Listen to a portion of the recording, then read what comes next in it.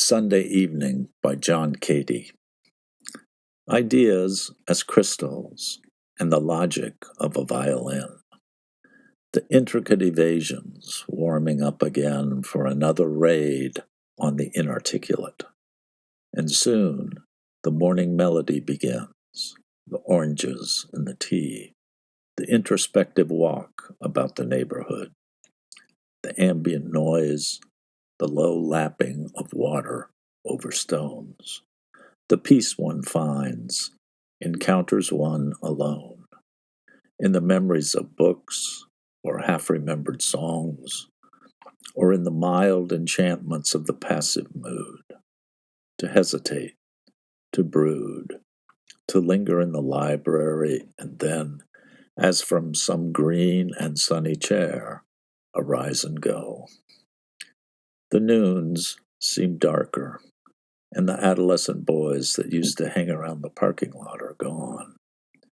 More water in the eyes, more dissonant musicians in the subways, and from the font of sense, a constant, incidental drone. It's a kind of reconfiguration, and the solitary exercise that seeks to reaffirm its name seems hollow.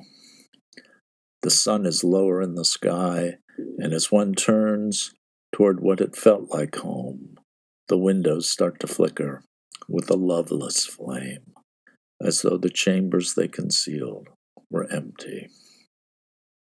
Is this how heaven feels? The same perspective from a different room, inhabiting a prospect seen from someone else's balcony in a suspended moment, as a silver airplane silently ascends, and life, at least as one has known it, slides away. I thought that people understood these things.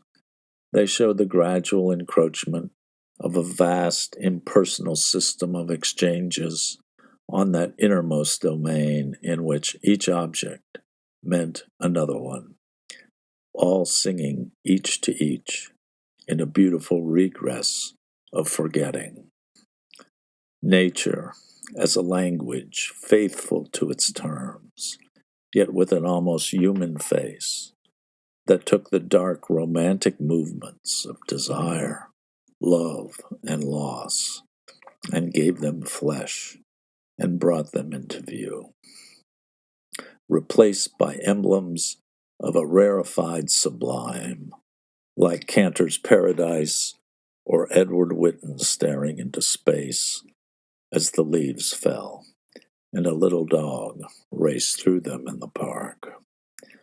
Was any of that mine? Was it ever anyone's? Time makes things seem more solid than they were. Yet these imaginary things, the dolphins and the bells, the sunny terrace and the bright green wings, the distant islet on the lake, were never barriers but conditions of mere being, an enchanting haze that takes one in and, like a mild surprise, gives way, as though the things that one had strained against were shards of space. The evening air feels sweeter. The moon, emerging from a maze of clouds into the open sky, casts a thin light on the trees. Infinitely far away, one almost seems to hear, as though the fingers of a solitary giant trace the pure and abstract schema of those strings in a private movement of delight. The soundless syllables, ambiguous undulations, like the murmur of bees.